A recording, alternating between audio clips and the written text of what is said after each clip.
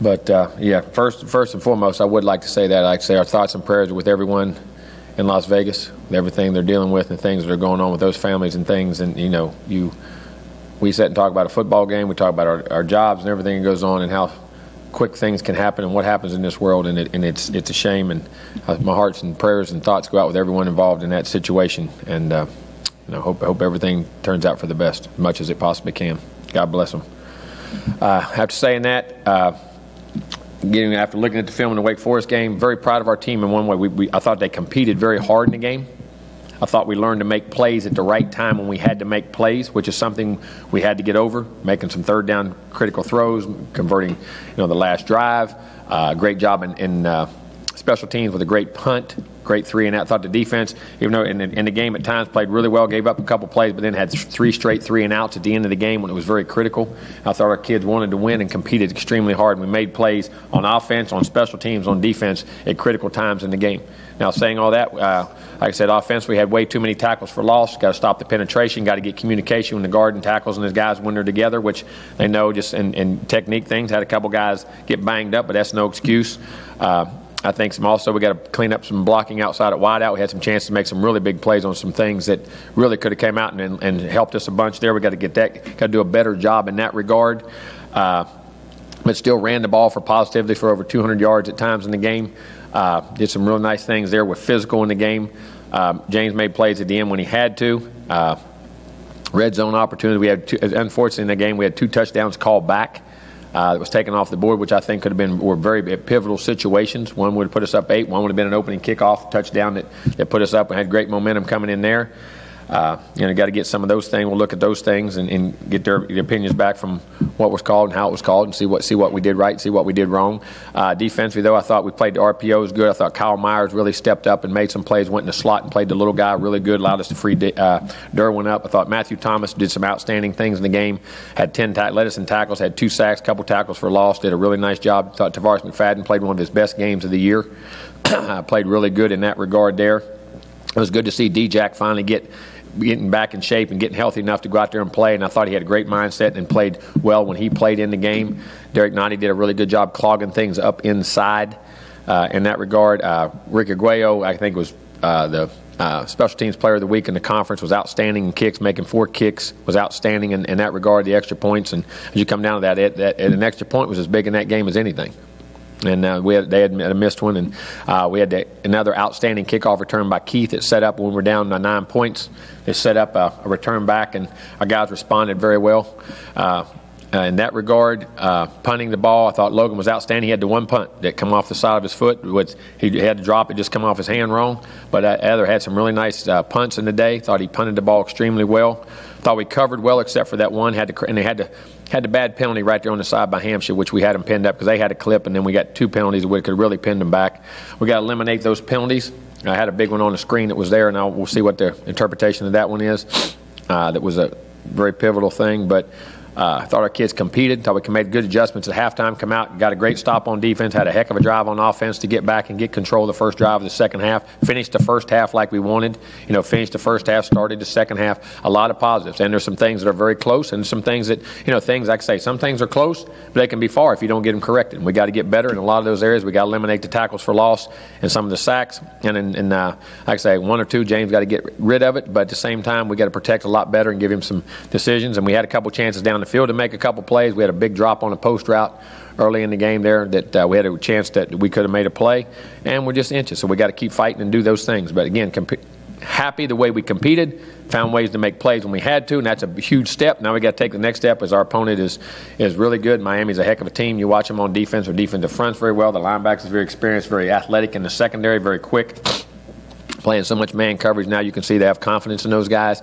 Their quarterback's doing a good job. Mark Walton's a heck of a running back. The receivers they got getting them all back. 8 Beret and getting him back in there. He does a great job on the return game. The young kid does a great job kickoff return, and then getting their big receiver 82 back, who you know, he had 4 catches, 100 yards. Had the big drag route there, hit a couple go routes, and had a drag route that broke out for a big touchdown and a key component of the game. So. No, they got a good team. They got a really good team. They're playing well. Mark does a great job coaching them, and we got to get ready to play. So, it'll be a great Miami-Florida State game. Questions? How banged up is the offensive line? They're being banged and bruised, but I think we're going to be okay. I think we expect most of those guys all to be healthy. There was some injuries, and that's things they got to fight through. But they got back on rehab right after the game and did some things that really helped them there. And on Sunday, got back in early and have been on top of it. And I'm very optimistic and feel very good. And hopefully should be at practice today. Landon was an ankle, Cole was a hand. No. Same thing. Both of them just got injuries. Lower body. Huh? Derek Kelly was in the same boat. Yeah, he was in. Yeah, but look really good and expecting. I think all of them will practice today. Remember, we got the microphone for questions, please. I don't like to get real. I don't mean that in a bad way. I don't like to get real detailed in all the injuries. I mean, they're also lower extremity, upper extremity, some of those things. But you know what I'm saying. I hope you understand that. Jimbo, how much, I assume it's a combination of both, but how much with the offensive line issues were communication? How much was it they just got beat by a player? Well, a couple times it was technique, a little bit of communication, and got beat. And a couple times on those short yards, our tight end situation, we didn't, which we usually play out. Izzo had been playing outstanding. He had a solid game, but we have Maven in there who did a good job at times. But we missed a couple little things there that could have helped us in that situation too, and what we did. But the offensive line's got to clean that up and do a better job. And trying to do too much at times. A little bit, sometimes trying to go too hard and got out of control, trying to do a little bit too much, you know what I mean, trying too hard at some things, but there's no except that can't happen, and they know it. And the good thing about it, like I say, they're banged and bruised, and what I love about their attitude, man, them guys are ready to get right back in there. There ain't no backing away, and they know they got to get better. Combination of both to answer your question, Corey. All right, we'll go ahead and go to the phone. Matt, go ahead. Y'all are slow today. Hey, Jimbo, is this Miami team about as good as you've seen it? I've seen some pretty good ones. I thought they were good. May have been good for about every year we've played them. They had some top 8, 10 teams, you know what I mean, or 10 or 12. But this is a really good one. I think they're playing with great confidence, and it's just typical Miami team. Great players, very well, playing really good, and like I say, they've had the last 2 or 3 years, had 8 or 9 guys drafted a year. Had 8 or 9 last year, had 8 or 9 the year before that. So I think they'll have a bunch again. So, I mean, it's a very similar looking team. I'm sorry? What do you think? Thank you. Okay. Jimbo, you mentioned Tavares. He looks so physical on those bubbles. I mean, is that something you've been wanting to – I mean, he's shown that at times. You got to remember, he had a torn labrum the whole time last year. I mean, when your labrum's torn – and you play with those. That's football. I mean, because there's no more damage, and they guard him. And you got to be. I mean, you don't like to. It's like when you have a sore tooth. You don't like to eat on that tooth. When you have shoulders like that, it allows him to be, and that's one of the things he is. The size and physicality of being that big corner and being healthy. And he has that mentality anyway. You know what I'm saying? So it allows him to be that way.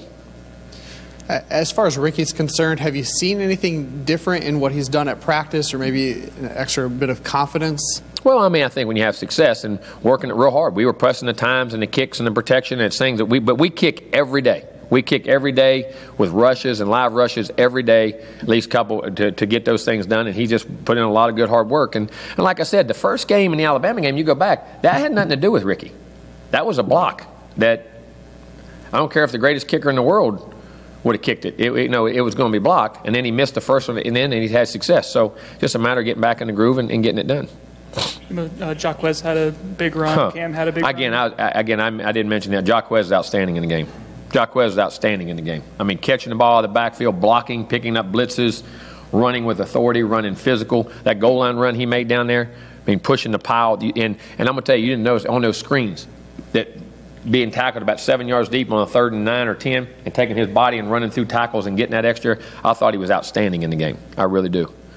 Between him, Cam, Amir got in. Are you guys starting to get a little bit of a rhythm? Are you seeing positive? Yeah, we are. And we got to. And like I say, the good thing that Jacquez did staying physical. Cam, I thought, played well in the game.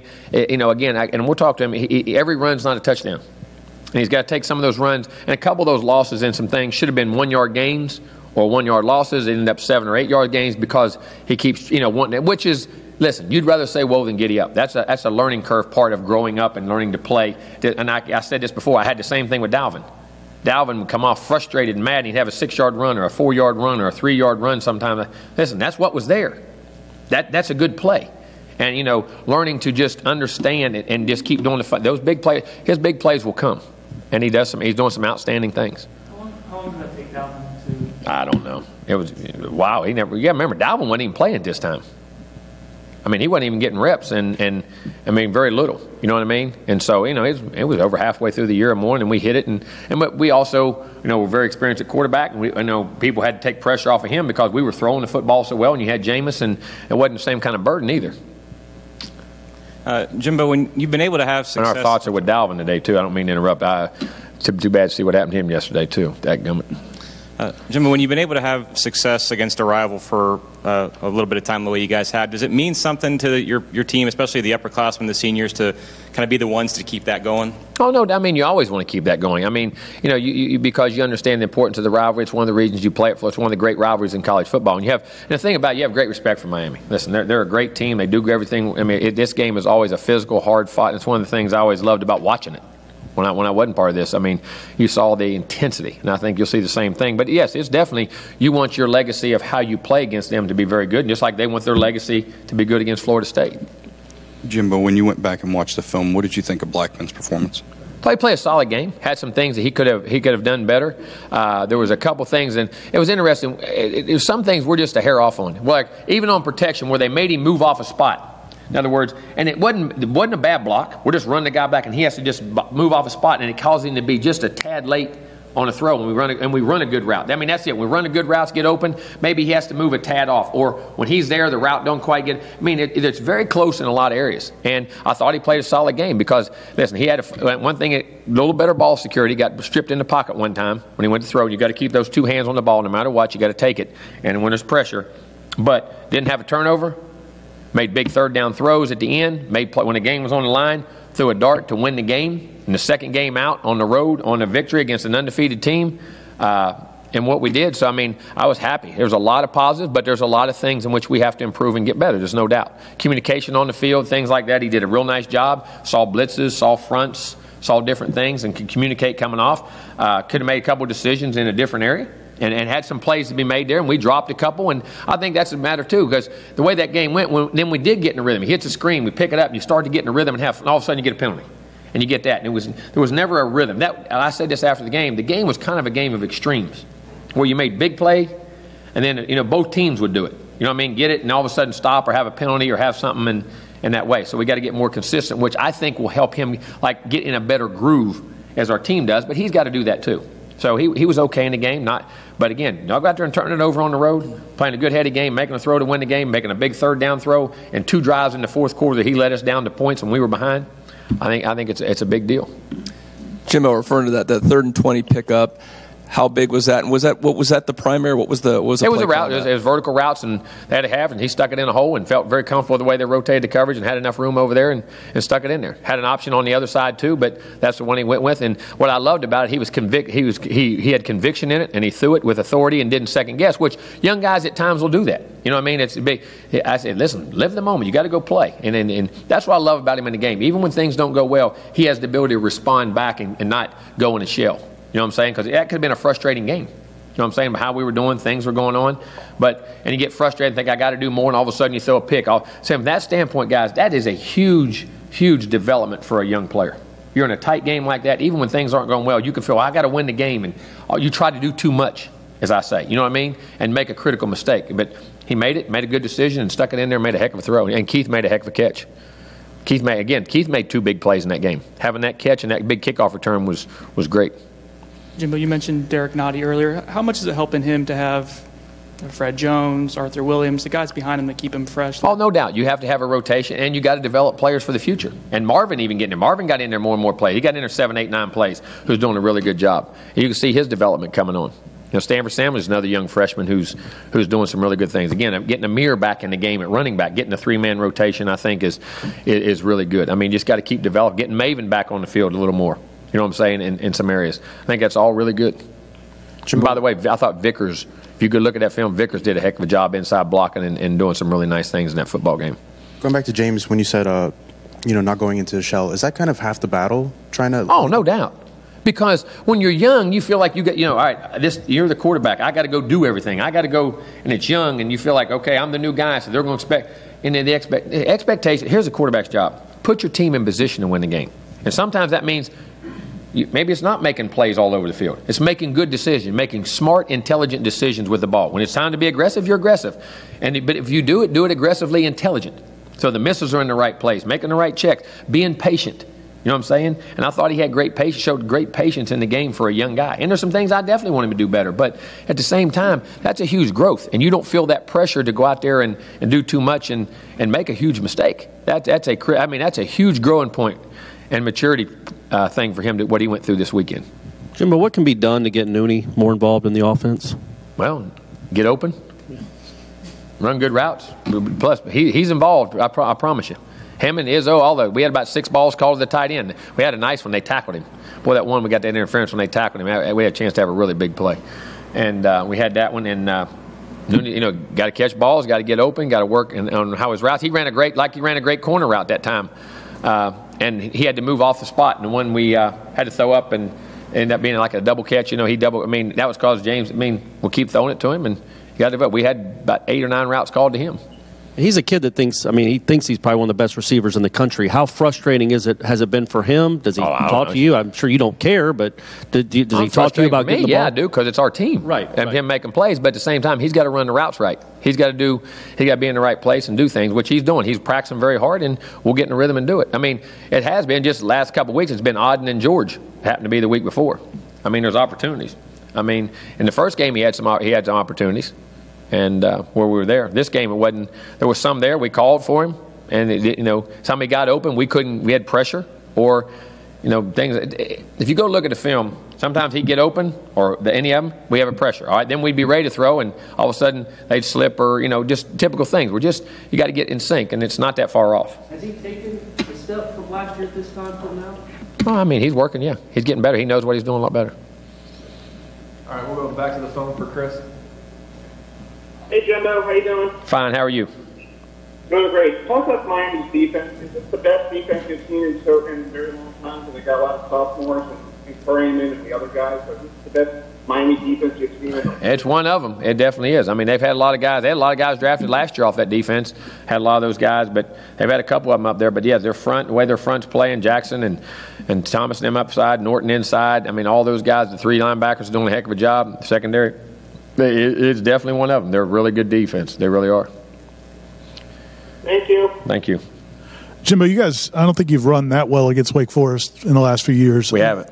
Was that a concerted effort going into it, and how happy? Well, I thought on the road, being there, the way they played, I wanted to be physical. I think it was important for him to do things and establish the line of scrimmage and help the young quarterback on the road. And we needed to get the running game going for the future, what we wanted to do. And we thought we had an advantage being able to do that at times. And it was something that we wanted to do and wanted to make a concerted effort to do. And there's chatter about the team not looking like they're having enough fun or things like that. But does that come with having success? You have fun when you have success. Chatter, There's a lot of people asking about why does this team look like it's having more fun? Well, because it hadn't had success. And you're in tight games, you're playing big people. When you have success and you're doing things well and you're playing well, that's when it's fun. That's when you're playing well and doing the things you got to do. You got to play well and have success to have fun. And understand it's a grind and it's tough, and then you go. Nothing's been any different than we've ever done, and it's got to coach and do a good job. Jimbo, with lack of touchdowns in the red zone, is there a group of common things that you're seeing on film for some? Well, we had a penalty. We had one called back, and we had a nice drive down there. Like I say, we took a chance, missed one by inches. We scored on another one. I think we had 2 for 3, or 3 for whatever it was, down to 2 for 4, whatever it was. We got one called back. That's the same. We had a penalty. Just got to get better and do what we're doing. Keep practicing. Just get execution and keep being physical in the run game, which we did, and find the right passes and the right things. Keep doing what we're doing. What we did before is nothing wrong. We'll keep improving and getting the guys in the right position.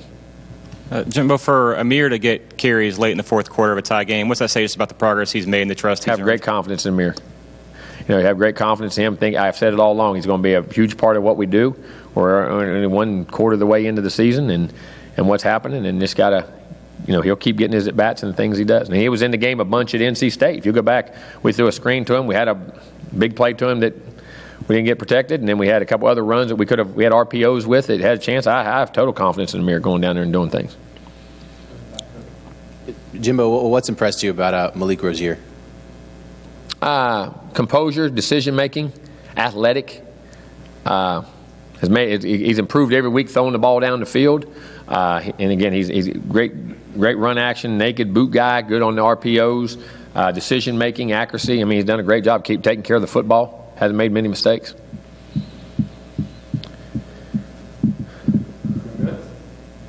Okay.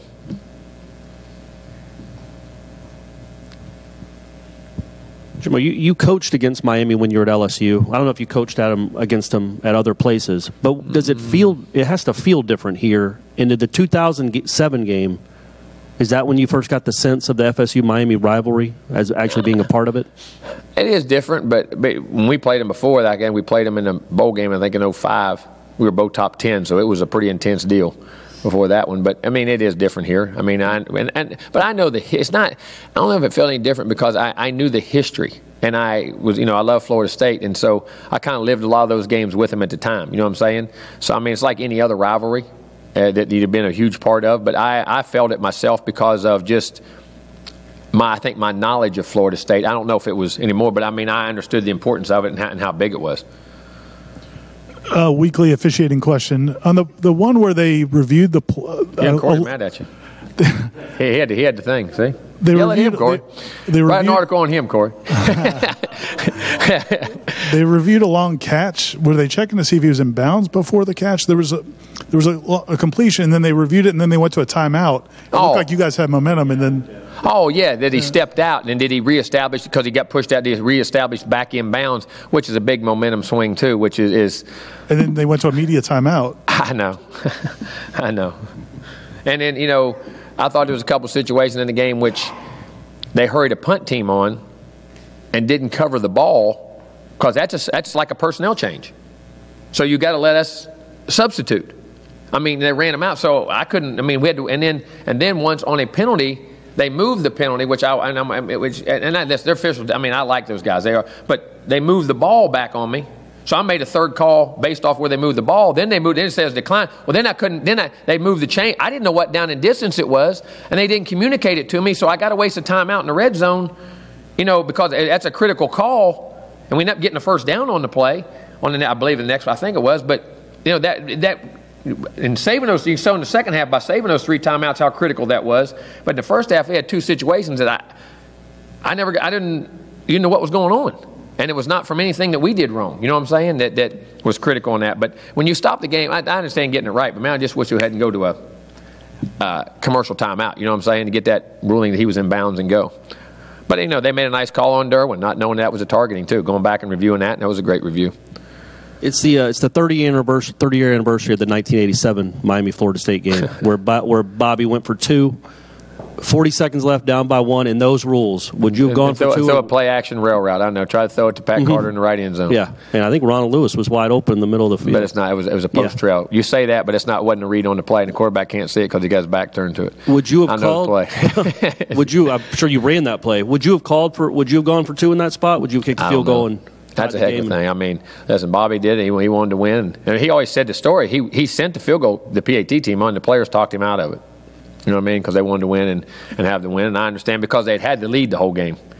But, that's a decision. Sometimes you don't ever know. You have to be in that situation. I mean, in hindsight, I wish if he'd have kicked it, maybe they win a national championship. But at the same time, you're going for the win. So you don't doubt that. I mean, you get your best player and do it. I mean, I don't know. I mean, those are things you got to make at the spur of the moment and where your team's at. And also, just like he always said, the punt Ruski. I mean, making the punt Ruski call. Why did he do that? Anybody know? Yeah, 21-21 backed up on his own 20. Why would you do that? Well, why else did you do that? Depends on the season and the situation. What happened earlier in the year? And if they lost another one, would they be in it? Probably had a lot to do with it. You know what I'm saying? Depends on how your season goes, where you're at, what you still got on the line, what you got at stake. You know what I'm saying? I mean, there's a lot I don't mean that, what time of year you're at, things like that. There's a lot that goes into those. I mean, if you make them, you're a hero. If you don't, you're a bum. I mean, because then think about this. He didn't do it with Florida in the 94 game. He kicks it, and because now your team battles back, so hard to tie it. Do you take the heart out of them by missing it? You know what I'm saying? I mean, to be honest with you, Corey, there's not an answer. I know that sounds crazy for the coach. I mean, it's all based on where your season's at, what's going on, how the flow of the game, your kids. I mean, there's a lot of things that go into that decision that, for us, at least in my mind, and I've talked to Coach about all those big decisions because I want to learn. I did from all the coaches. You know, those are things you sit and have conversations. Why'd you go for 2 there? Why didn't you go for 2 here? Why'd you go for 2 here? Why didn't you go for 2 there? You know, in those situations. And a lot of it basically came back to how hard the kids and how much they put into it, and then could you afford the loss if you had it? Could you not afford the loss? Could you, the momentum of the game, type of season? I mean, there's a ton of things that go into that decision making. You got any plays up your sleeve in the same sense? Oh yeah, I mean, we always have things. I mean, they always have things. We all do.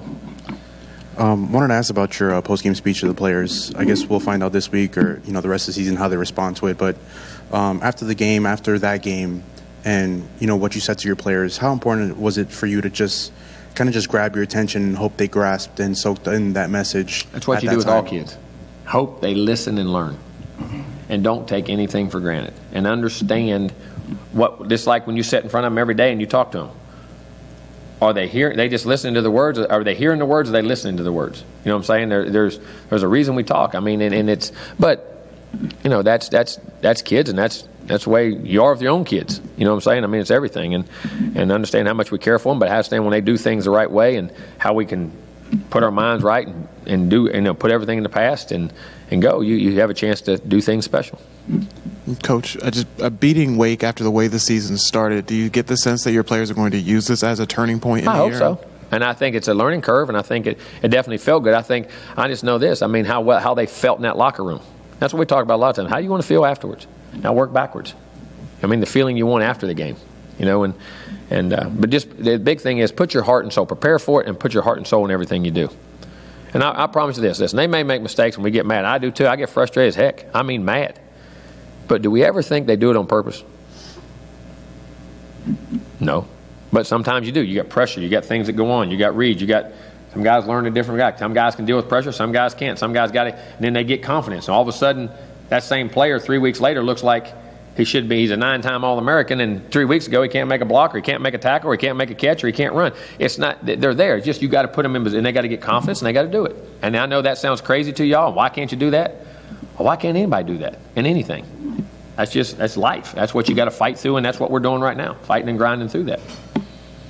All right, thank you, Coach. We're good? Thank you, guys.